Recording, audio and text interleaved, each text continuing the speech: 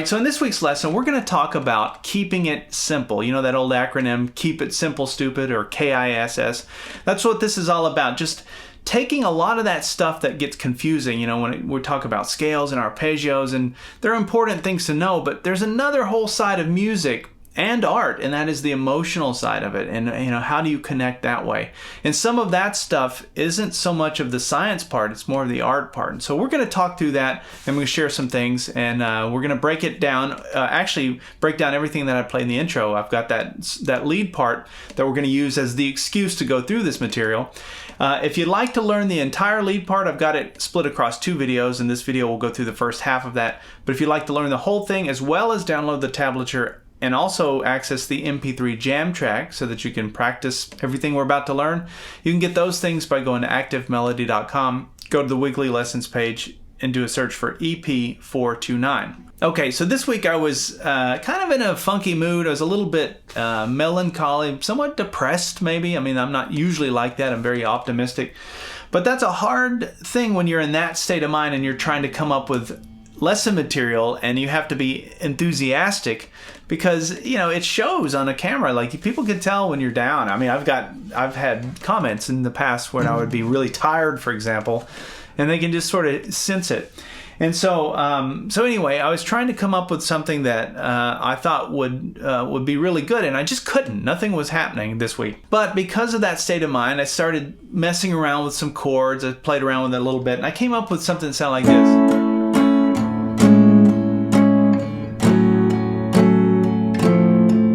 And just kept going over and over again. I thought, well, that's kind of a cool, like a little hook or like a verse. So I got my phone out and I recorded it, and that's a little tip for those of you that are trying to write music. Always have that smartphone or whatever recording device you've got. Smartphone's great because it's always on you, or it is always on me anyway. So I recorded that, and I started trying to write a lead part, just those 4 chords. It's an A major 7, sorry, an F sharp minor, and then an F augmented. And I was trying to write a lead part on top of that. So I went back to the old, like everything we do, we started thinking of chord shapes and then arpeggios and scales, and man, nothing was coming out. It just sounded scaly. Is that a word? It should be. It sounded manufactured or something. And so I thought, you know, this will be a perfect example for a lesson, like, because I know we all get in this situation where what we're playing just isn't very inspiring. And so what I did was I started thinking like a singer. And so that's the first thing I want to share, is start thinking like a singer, whether you're improvising on the fly or you're sitting down and constructing a lead, which is what I did this week. I really sat down, kind of thought it through. But I was thinking, how does this, you know, when a singer sings, they're singing words, and those words are sentences which have periods at the end of them. And so there's a point at which the singer stops and takes a breath and then moves on to the next phrase. Well, that needs to happen when you're playing a melodic lead. If you're trying to make something memorable, something that will connect with people.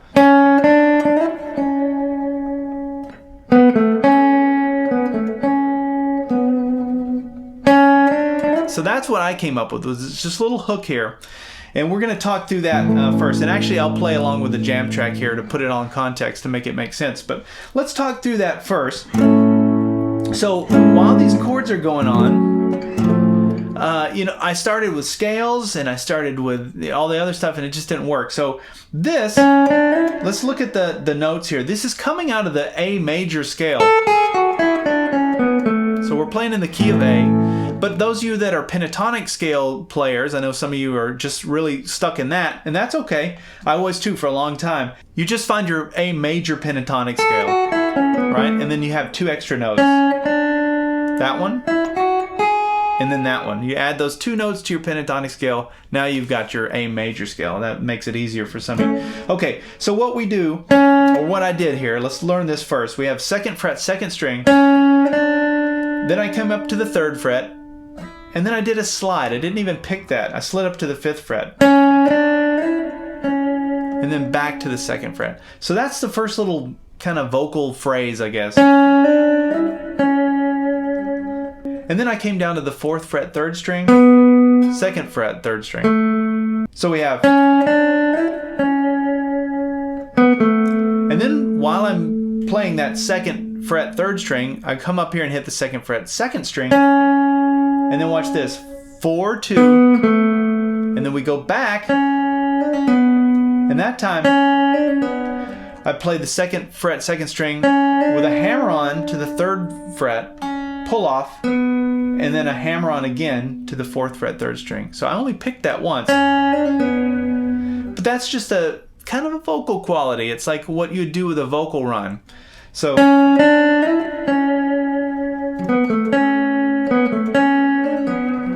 all right, let's hear that in context with the jam track underneath it. 2, 3, 4.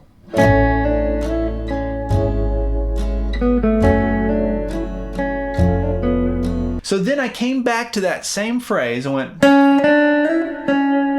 same thing that we played the first time. So again, 2, 3, slide up to 5, and then back to 2. And that's the other point I want to make, is it's okay to repeat yourself. In fact, it's a good thing to repeat yourself. It makes it more memorable when you can repeat yourself. Think about classic songs, Georgia on My Mind or something like that, and look at just the melody line.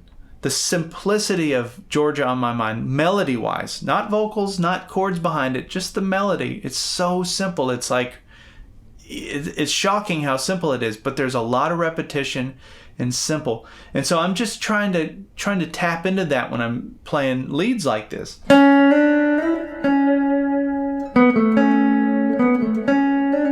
There's the first time. Here we're going to repeat it. And now we're going to play a little different ending. So let's learn that.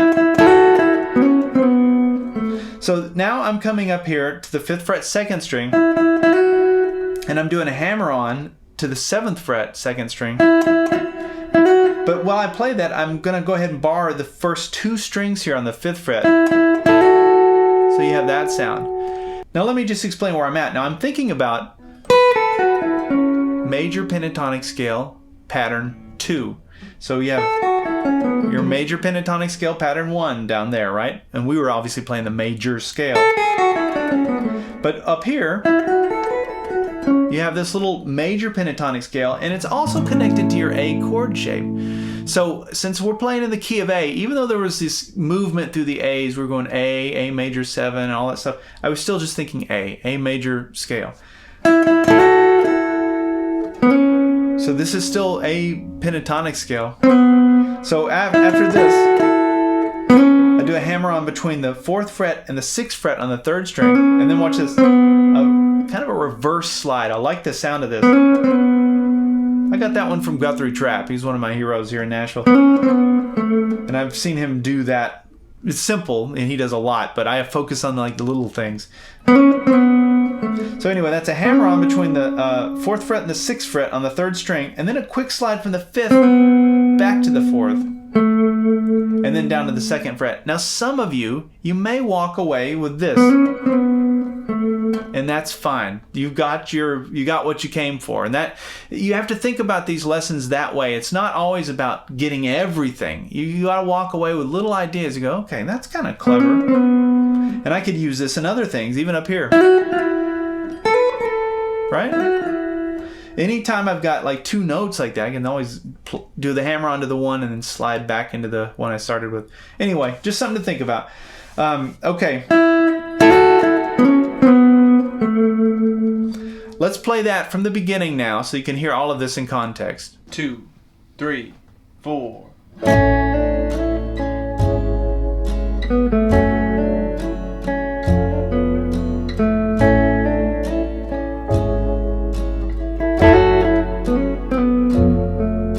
So then it comes to this B minor chord part, and it's got this little walk down, right? And then walks all the way down to the 5 chord, which is the E7. I thought that sounded kind of nice.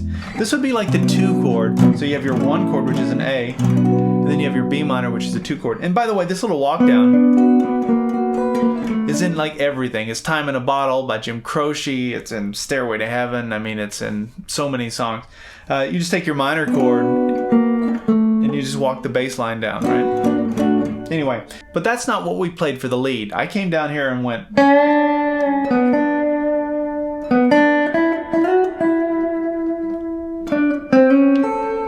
So let's look at this. And this works really nice as this chord is walking down. This half bend. So it's the 2nd fret, 2nd string, same place we started, but this time we're going to do a half bend. Now, if you're on an acoustic guitar, that may be a little harder. You can always just play the note if that's too hard to bend. But I like the sound, the swankiness of it by bending. It sounds like a vocal thing. So it's a bend and release, just a half bend, not a full bend. You're just going up 1 fret. And then ring finger on the 4th fret, 3rd string. And then you come down and play the 3rd fret, 2nd string. I use my middle finger for that. So, and then I went. So that's 4th fret, 3rd string. And then we're going to be on the 2nd string now. 3, 5, slide up to the 7th, and then back to the 5th fret. And then we go. And to do this, we're going to play 7th fret, 3rd string, a quick slide from the 5th fret to the 6th fret on the 3rd string, and then the 5th fret, 1st string. Let's talk through this and what's going on there. So the song had this little B minor walk down, and then it goes to the E7, and then it goes back to the A. It goes back to that same part. So when I went like this, that's where the song goes to the A, and you can hear the A. I'm just outlining the notes of the A chord. So that's, you can think of that A triad there. That's where that's coming from. Okay, let's hear that in context. 2, 3, 4.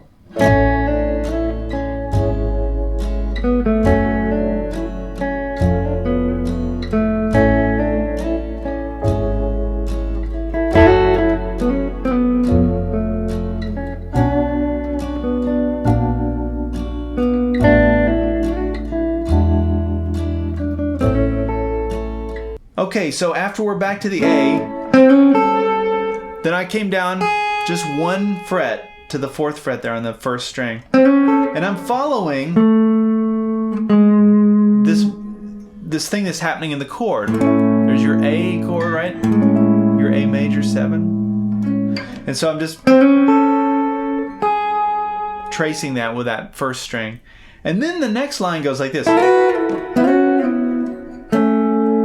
I love the sound of this. This has that kind of Cornell Dupree thing. It's just just a real kind of a cool little effect. Let me show you how to play it, and then I'll show you you can use this anytime you want to use it. So it's 5th fret. The first 2 strings we're barring. We're going to slide up to the 7th fret and then back to the 5th fret. Remember that. Don't go any further. Just remember that off of your A chord. That's a lick off of your A chord. You can see if I'm playing the A chord using the bar, those 2 strings are in the bar. So it's just, you've got that now. So anytime you're playing a funk thing, a blues thing, it doesn't matter.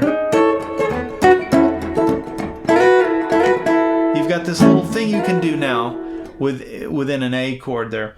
So, and then we're going to come down now, ring finger on the 5th fret 2nd string, index finger is on the 4th fret 3rd string. Slide that up 2 frets and then back. And then down to strings 2 and 3 on the 2nd fret, which is in your A chord. So you've got that lick and then this one. Now this one, you can connect it to this chord shape if that helps you. You know, that's one way to think of that. If you're playing it on strings 2 and 3, that's a good way to do it. The other way is to play, you can play that same lick on strings 1 and 2. It would sound like this. Now it just didn't work because we're down too close to the head of the guitar. And I thought that sounded too robotic. I wanted to hear the slide. But it's the same notes. Right? So you've got that version of it as well. So you've got, and then down to your A chord down here. Let's look at it with a C chord. you get a better picture of it. So if we were playing the C chord, you'd have, right? So you can see your C chord using the A shape, and then you can see your C chord using the E shape. So anyway, it's just another little kind of soulful lick. So as I'm showing you how to play all of this stuff, just remember it needs to be something that you can sing, and it's even better if it's something you can remember. I mean, you know, if you can create something that's memorable in some way, it has a little hook or it has repetition, those are the things that last, that people latch on to. And it's just pleasant to listen to. That's the other thing, is that you're trying to make music that's pleasant. And just remember, you don't always have to be the fastest gunslinger in the West. Sometimes it's better to create something that's slow, simple, repeatable, and memorable. Just depends on what you're going for, I guess. All right, let me back up and play through this first half one more time. We're going to end this first part here. Hopefully you've picked up a few ideas for some things you can do. And then we'll see you over at Active Melody for part 2. 2, 3, 4.